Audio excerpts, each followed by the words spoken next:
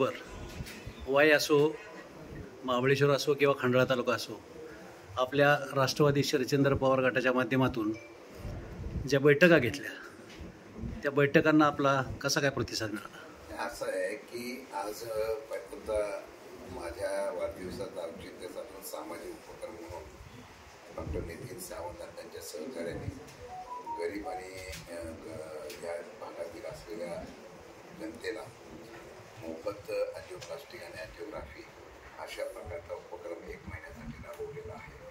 मला वाटतं की या परिसरामध्ये सगळ्यात प्रसिद्ध अशा प्रकारचे हॉस्पिटल ह्या सामाजिक उपक्रमातून एक दायित्व त्यांच्यामध्ये असलेल्या लोकांच्यासाठी काम करण्याची तळमळ यातून त्यांनी दाखवलं, त्याबद्दल आभार व्यक्त करतो. आज राज्याचा महाराष्ट्राचा प्रदेशचा अध्यक्ष म्हणून आदरणीय शरद पवार साहेबांच्या आशीर्वादाने या पक्षाची जबाबदारी मला मिळालेली आहे. आज महाराष्ट्राचा दौरा करत असताना विशेषतः अवकाळी पाऊस वगैरे आंदोलन वगैरे सगळं करत असताना पक्ष पार्टीच्या संदर्भात प्रयत्न करत आता सातारा जिल्ह्यामध्ये आलेलो होतो आणि सातारा जिल्ह्यामध्ये आल्यानंतर पहिल्या प्रथम आज महाबळेश्वर, पाचगणी, वाडी आणि खंडाळा कार्यकर्त्यांची हितगुज करण्यासाठी, कार्यकर्त्यांचं मन जाणून घेण्यासाठी बैठक घेतली होती.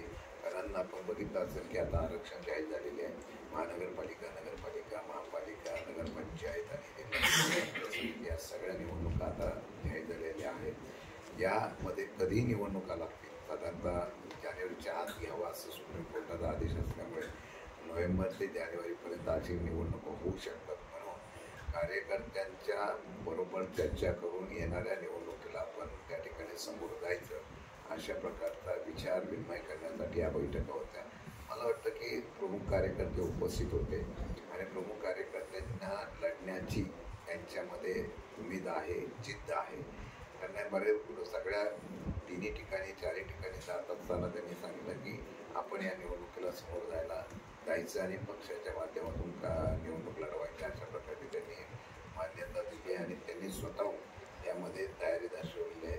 ही बदल आहे आणि मला वाटतं की सामान्य जनतेच्या मनामध्ये जो काही आता रोष आहे शेतकऱ्यांपासून सगळ्या लोकांचा, त्या सलाम बनत आहे. मगाशी मला एकाने सांगितलं की एका दुसऱ्यांना नोकरी मिळत नाही, असे सगळे वेगवेगळे प्रश्न आहेत. या प्रश्नाच्या संदर्भात जो रोष आहे तो जर निवडणुकीच्या माध्यमातून लोकसभेसारखा जर परिवर्तन करण्याचे लोकांनी मनामध्ये ठरवलं, 100% हा विजय होऊ शकतो हा विश्वास माझ्या कार्यकर्त्यांमध्ये आहे, तो जाणवला. आपण आता लोकसभेला उभं येता त्यावेळेस खंडाळा तालुका असेल किंवा वाई, महाबळेश्वर यामध्ये किंवा संपूर्ण जिल्ह्यामध्ये आपल्याला भरभरून मतदान मिळालं.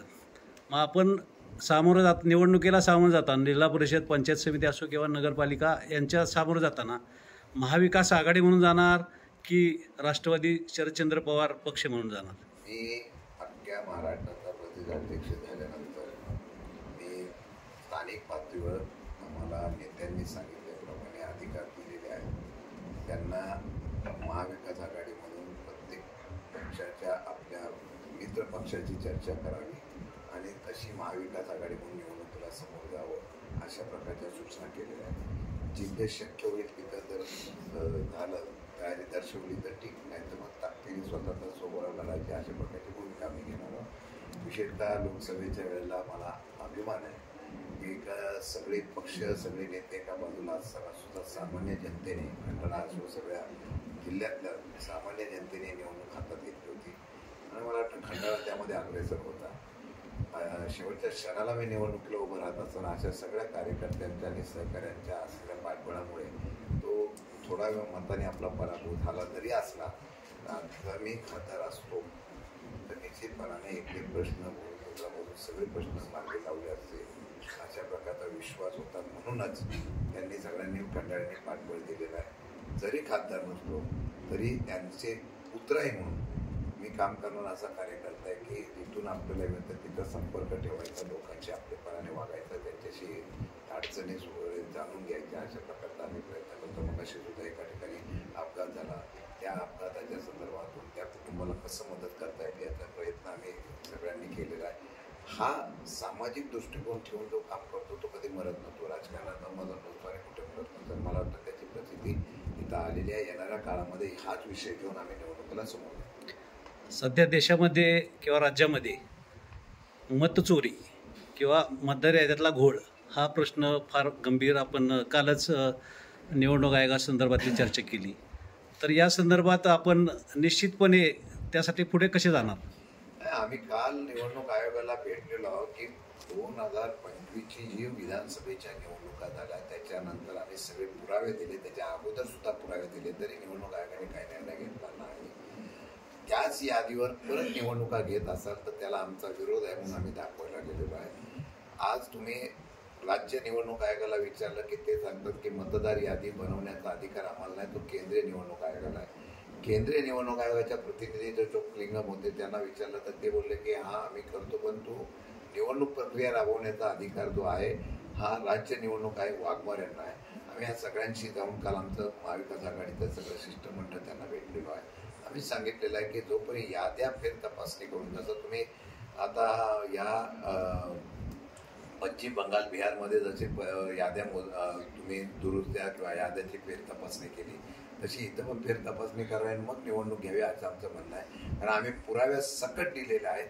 त्याच याद्या परत जर येणार असतील तर मग निवडणूक येतात त्याचा लोकशाहीला फार धोका आहे. आणि मला वाटतं की सध्या केंद्रात राज्यात हुकुमशाहीच्या पद्धतीनेच राजकारण चाललं जातं.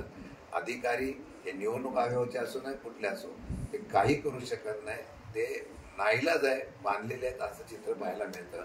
आम्ही त्यांना सांगितलंय 2 दिवसात आम्हाला त्याचा निकाल द्यावा. त्या 2 दिवसात काय होतं बघायचं, नाहीतर पुढे आमची धोरणं आम्ही ठरवू.